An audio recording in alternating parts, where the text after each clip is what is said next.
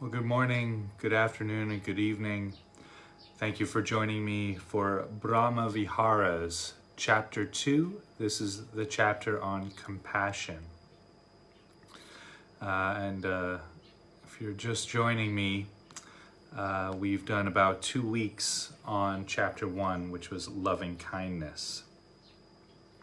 I seem to be having some technical difficulties with the Facebook page on the New Life Foundation page, which is connected to my Such Sweet Thunder page.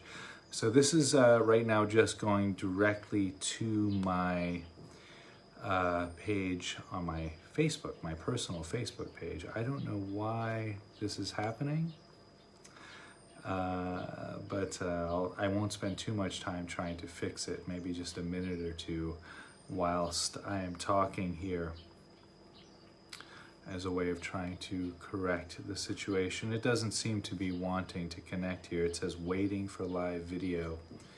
I don't know why that is happening. Anyway, compassion for the self. So that's what we're talking about here today. And this is a practice, a beautiful practice that's really designed to allow us to develop compassion for ourselves first, and then we send it out. Just like we did for loving kindness practice, we send it out to others as well.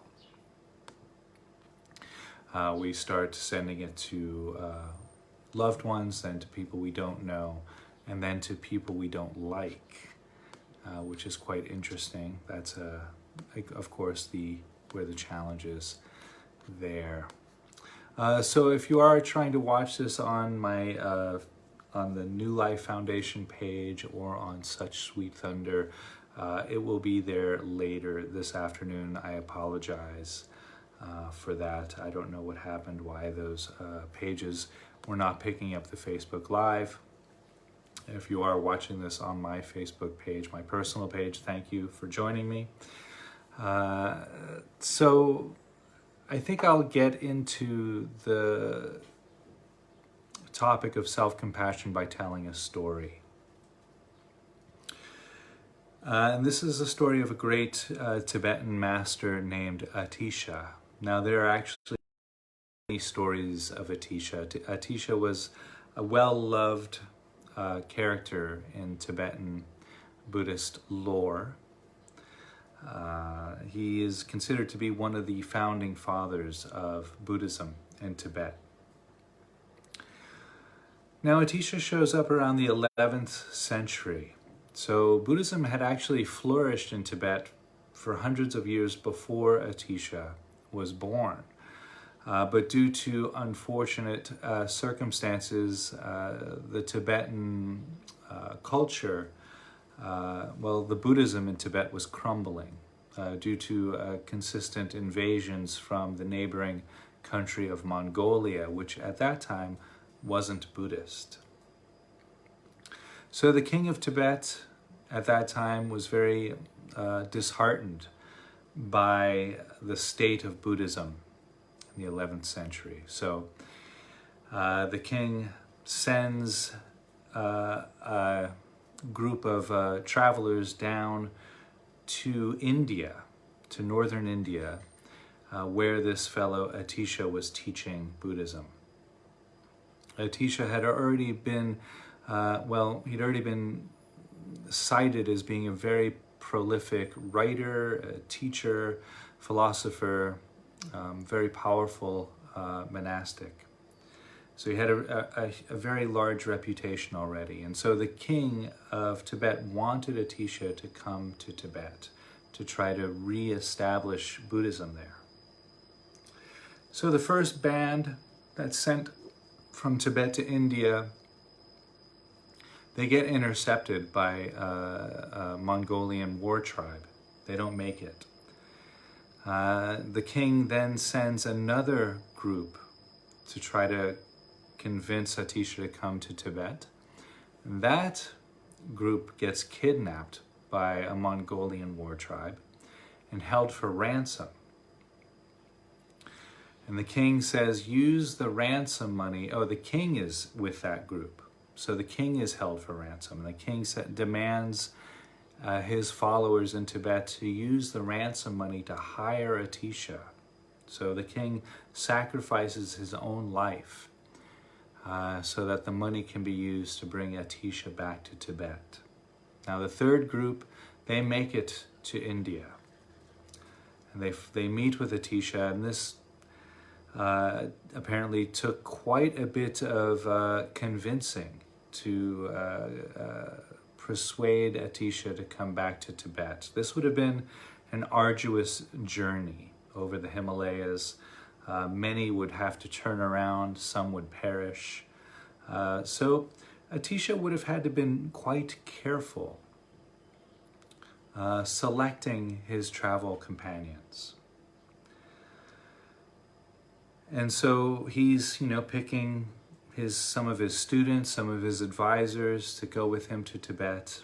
And the final person that Atisha selects to bring with him is his most troubling, most annoying student.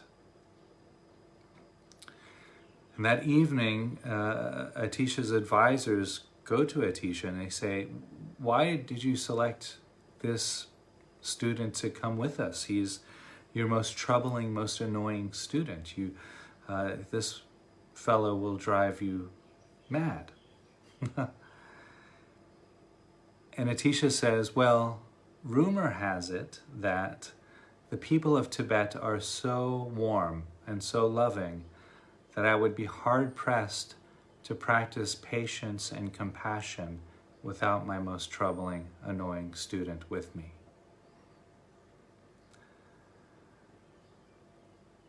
Now, there are many insights in this story, inherent in the tale. And for me, I carry the story with me whenever I meet a troubling person, a person who's trying my patience. I say, oh, this is my chance to be like Atisha and practice patience, practice compassion with this most annoying student. Now, I'm very lucky. I've traveled to 95 countries in this world. I've been traveling and teaching full-time for many years. No matter where I go, no matter where I travel to, I always seem to meet this student. Now, all of those students are different people. The one common denominator is me.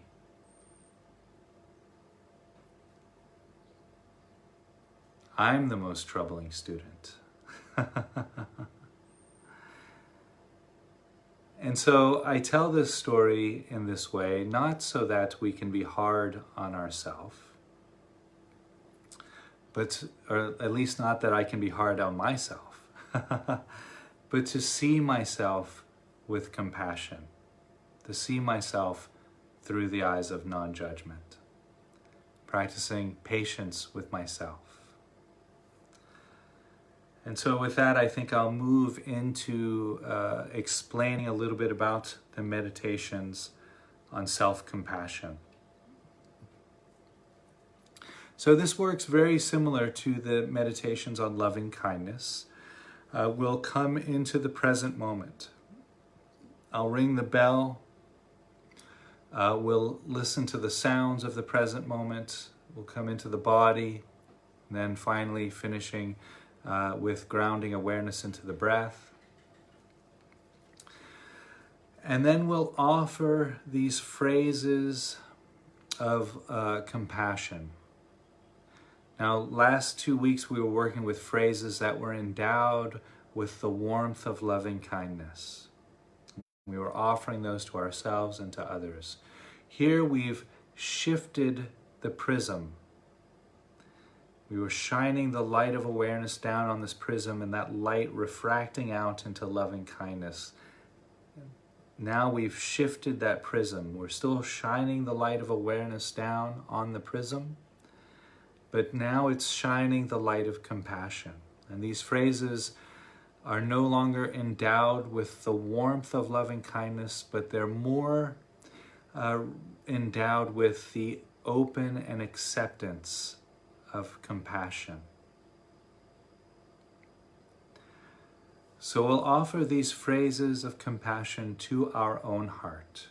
We'll spend maybe 10 or 12 minutes doing that. We'll spend about a minute between each phrase. And so after each phrase, we visualize or imagine what our life would look or feel like if that phrase was completely reflective of our life circumstance.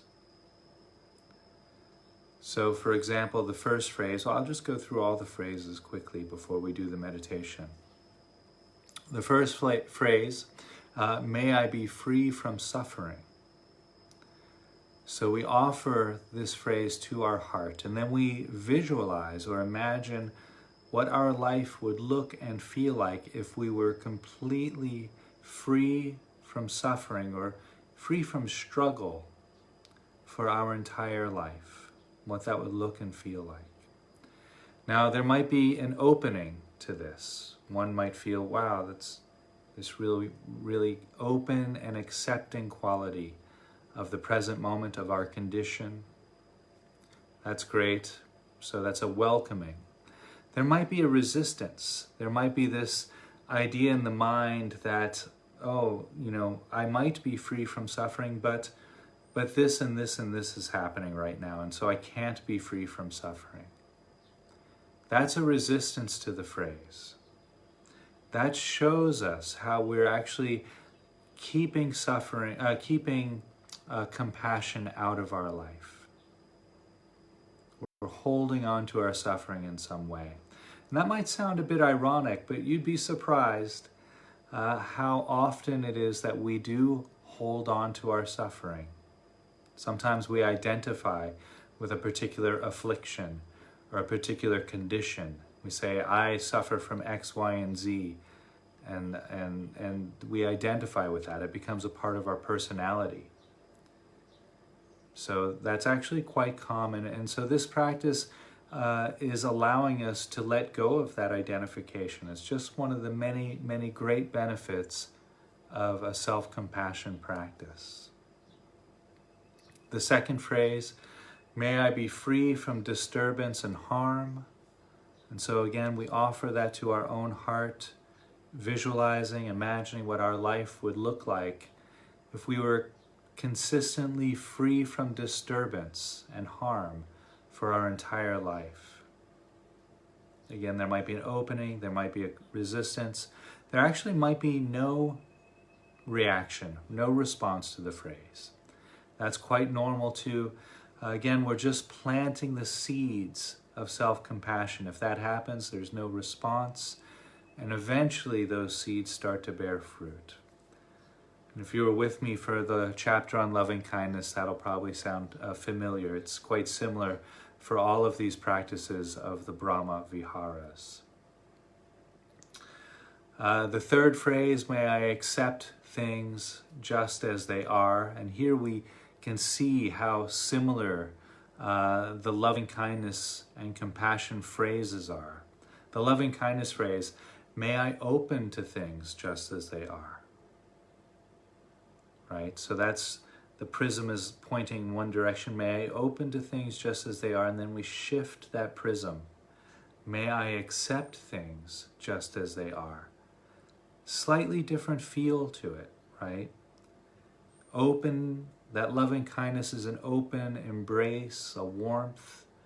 May I accept things just as they are, is kind of a seeing, a knowing, an accepting, like that. The next phrase, may I experience the world accepting me just as I am. The loving kindness, may I experience the world opening to me just as I am. So again, we see that shift from opening to accepting. May I serve whatever arises. So compassion is this accepting into service. Loving kindness, I welcome whatever arises. This, again, this embracing quality, this welcoming.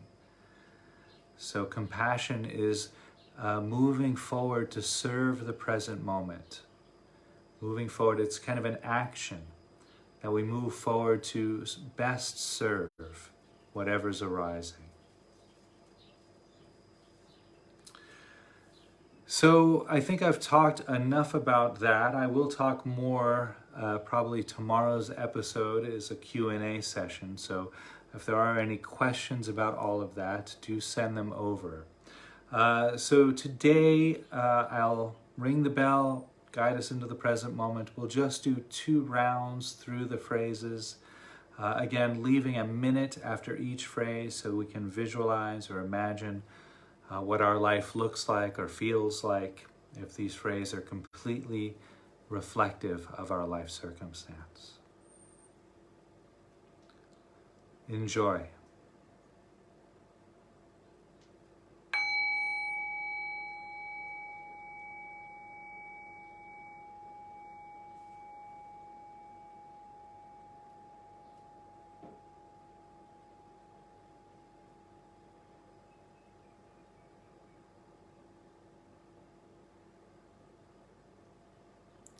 So allowing the body, mind, and heart to rest. Just coming into this present moment experience.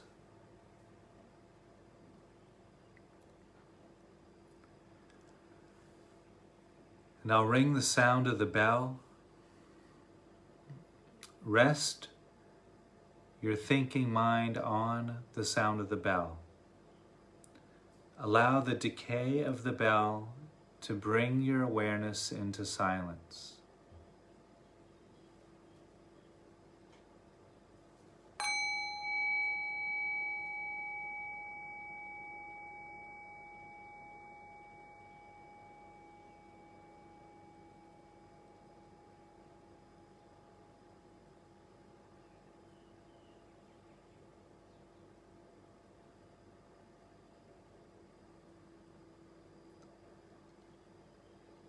And expanding out through that silence to notice the sounds of the present moment.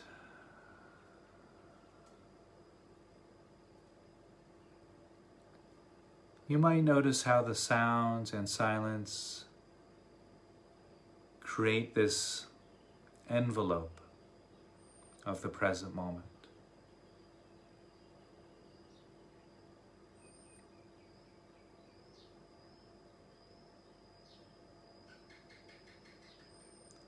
Now ring the sound of the bell again. Rest your awareness on the decay of the bell. Allow the decay of the bell to guide your awareness into silence.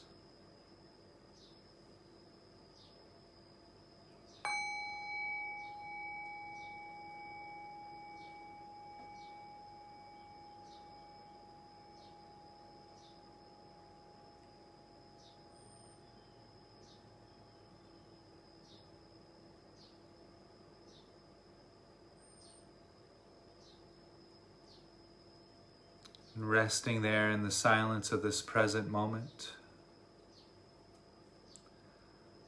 Noticing each sound as it emerges from the silent space and returns back to that silent space. You don't need to focus on any one particular sound, but allow yourself to experience the entire field of sound and silence.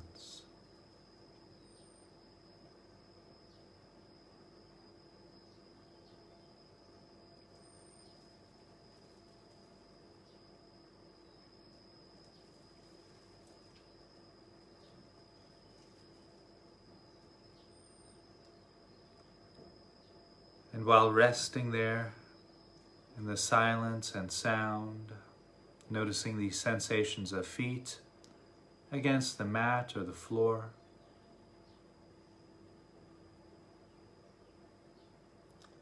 noticing the sensations of clothing against the legs, the weight of the body against the cushion or chair, mat or floor. You might notice sensations of clothing against the back.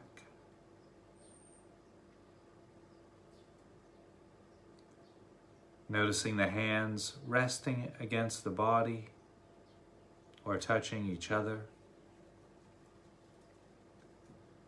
The arms resting against the body. Noticing the sensations of clothing against the shoulders.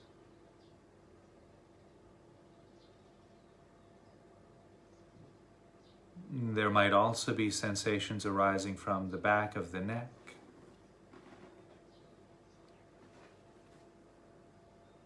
Sensations arising from the sides of the neck. Noticing any sensations arising from the back of the head and the ears. Sensations arising from the face,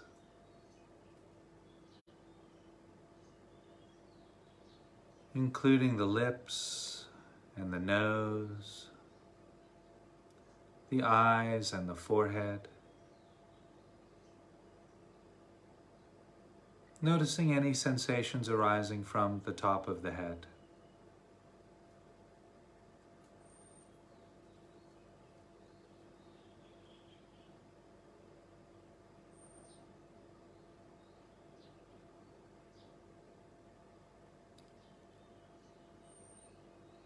And while resting there with the experience of silence and sound, sensations arising throughout the body, bring attention to the breath as it enters and leaves the nose.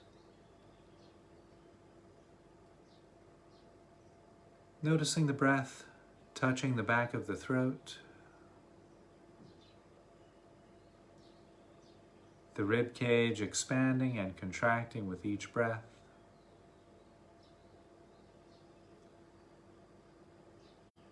You might notice sensations of clothing moving to adjust with the rising and falling of the shoulders, chest, and abdomen as you inhale and exhale.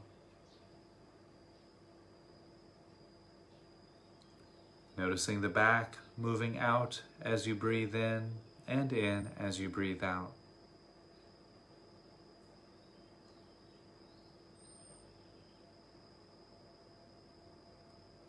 You might also notice the body straightening up slightly as you inhale and leaning forward slightly as you exhale.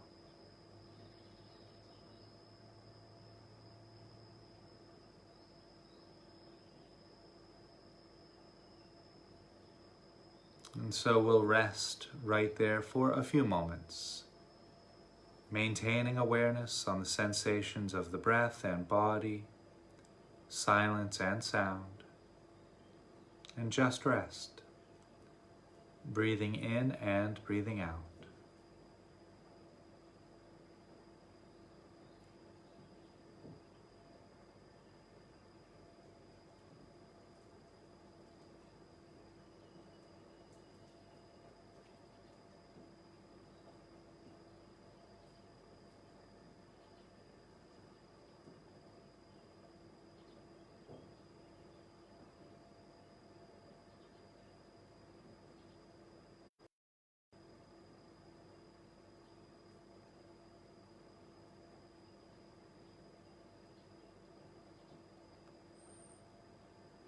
And now, while resting in this present moment experience, the sounds and silence, sensations of body and breath,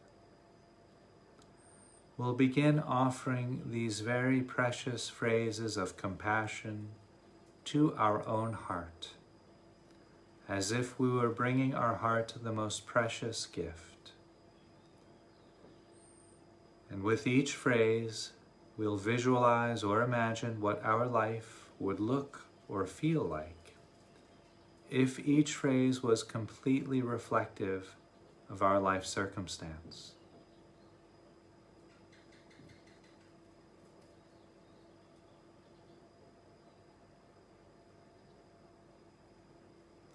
May I be free from suffering.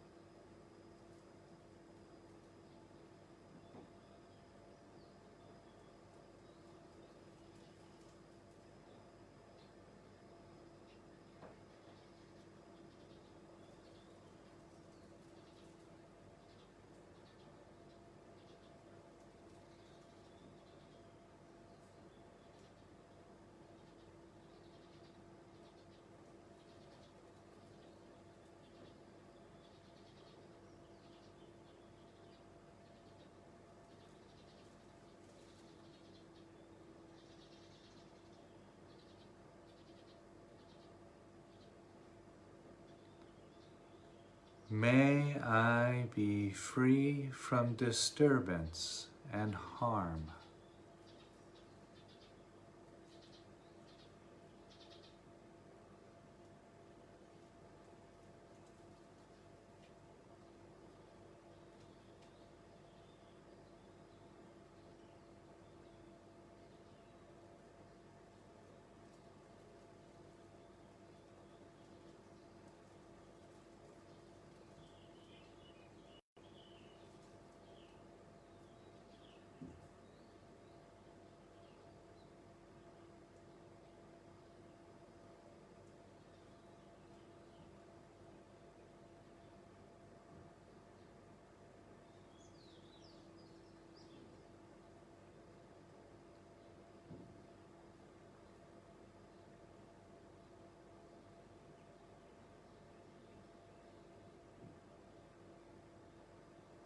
May I accept things just as they are.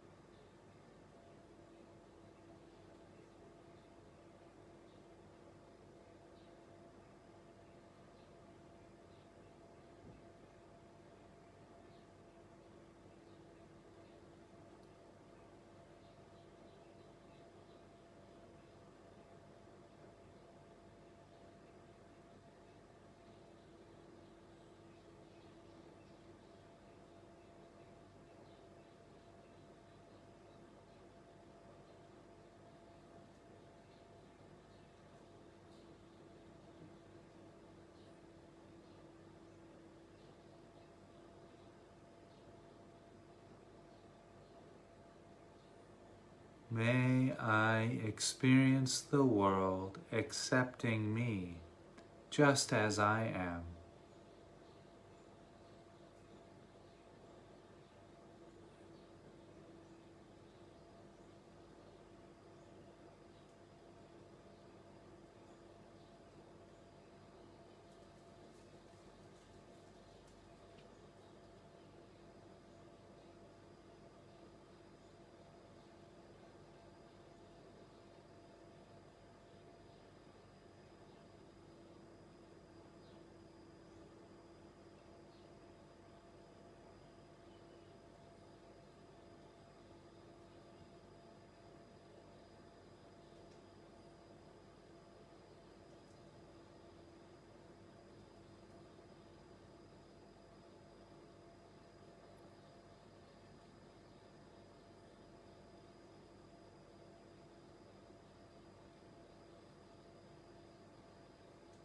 May I serve whatever arises.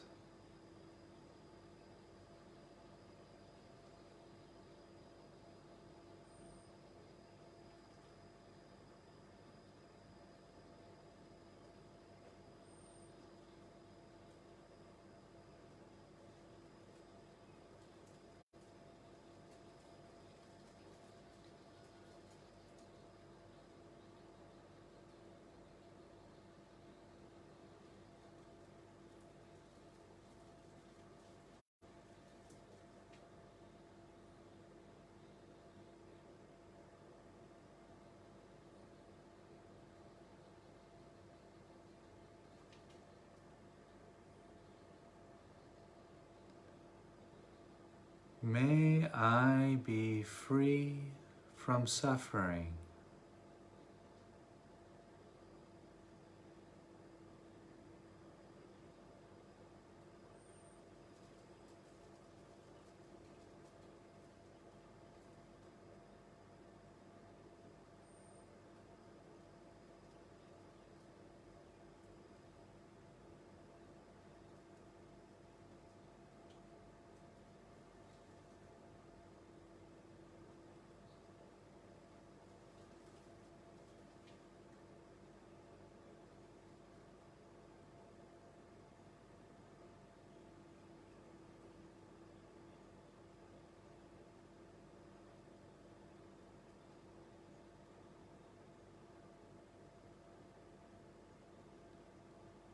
May I be free from disturbance and harm.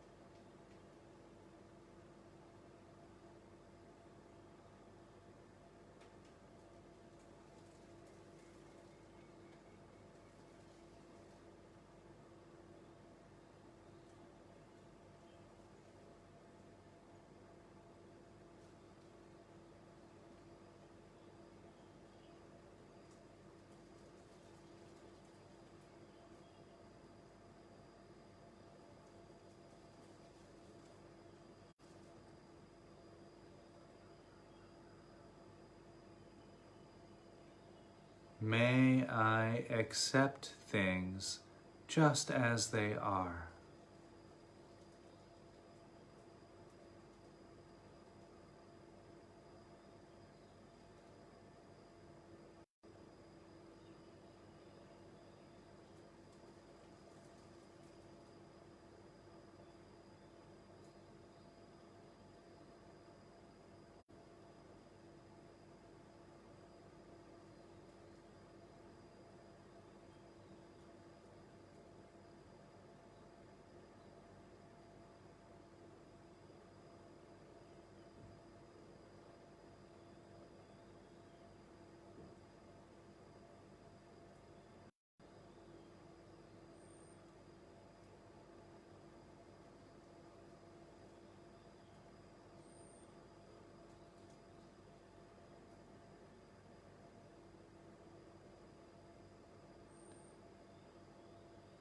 May I experience the world accepting me just as I am.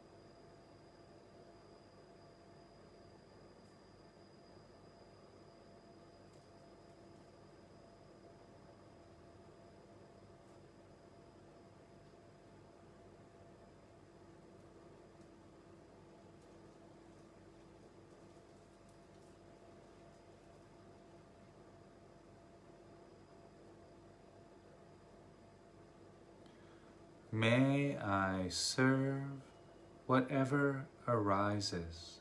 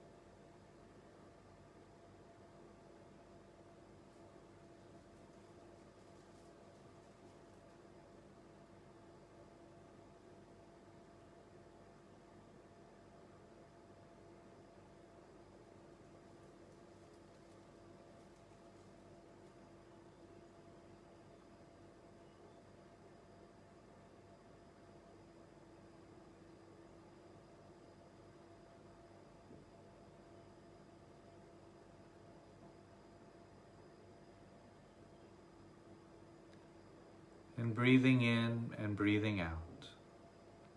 Allowing any visualizations left in the mind's eye to dissolve. You can allow those to fade back into the open, spacious awareness from which they came.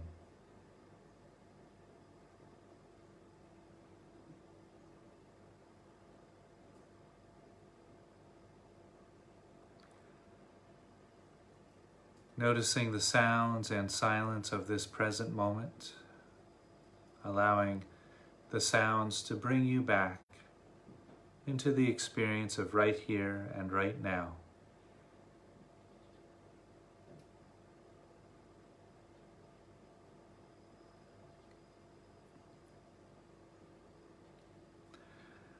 Bringing attention and awareness to the sensations of feet against the mat or the floor,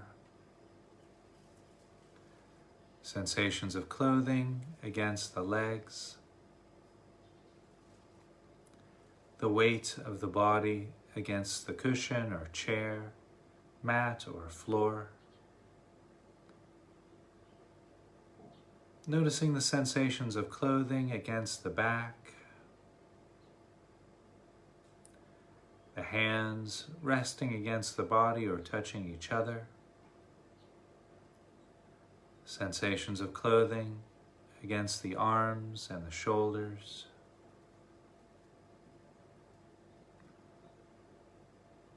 You might also notice sensations arising from the back of the neck and the sides of the neck.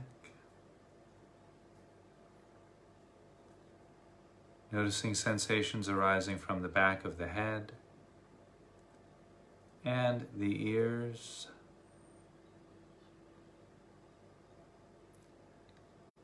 Sensations arising through the cheeks of the face, the lips and the nose, the eyes and the forehead. Noticing any sensations arising from the top of the head.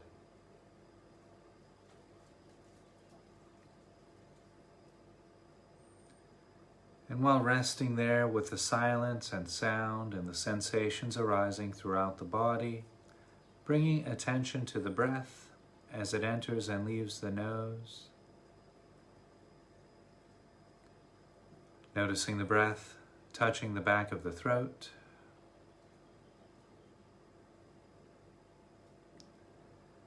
Noticing the rib cage expanding and contracting with each breath.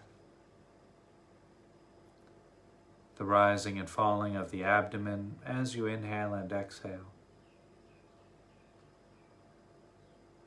There might be sensations of the back moving out as you breathe in as you breathe out.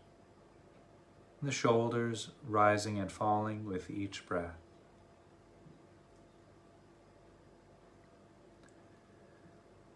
We'll just rest right there for a few moments, resting with the silence and sound, body and breath, and just rest.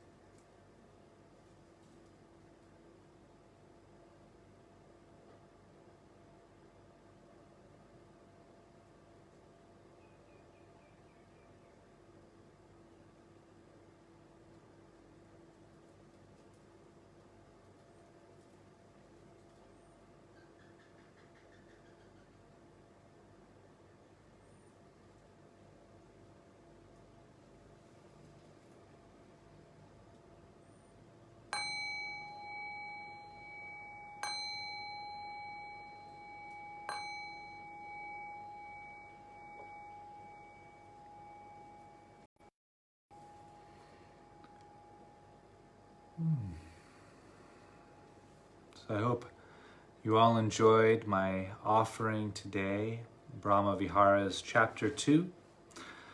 This is the beginning of probably about a 2-week series, not sure how long it'll be yet, on compassion. The last Brahma Vihara chapter 1 was 16 days long, and we did loving kindness. So here we're moving into chapter 2. We're shifting the prism, shining the light of awareness into the Brahma Viharas, loving kindness, compassion, sympathetic joy, and equanimity.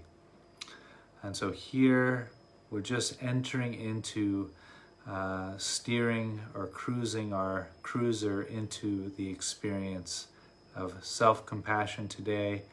Tomorrow will be a Q&A session, a talk. I'll be talking a bit about some of the benefits, more going deeper into the benefits, not so much the obvious benefits of self-compassion, but some of the benefits that might not be so obvious, and just bringing them out to the forefront.